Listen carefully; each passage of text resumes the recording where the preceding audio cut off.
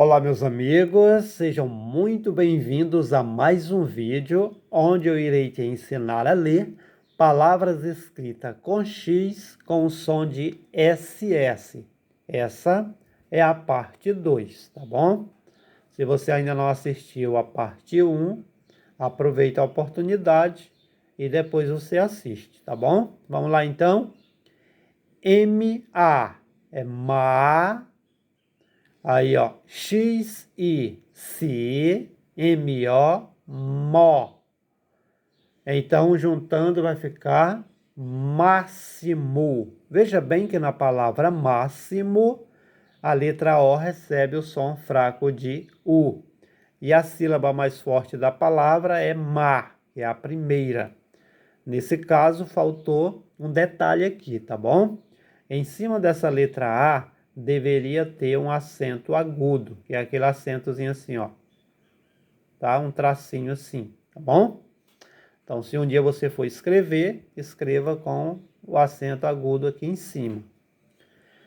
P-R-O, pró, X-I-C, M-I, mi, D-A, dá, D-E, dé, ou então de. Proximidade. Veja bem que na palavra proximidade, a letra E recebe som de I.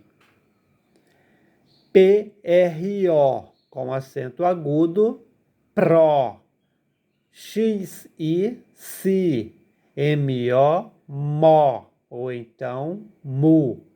Juntando vai ficar próximo.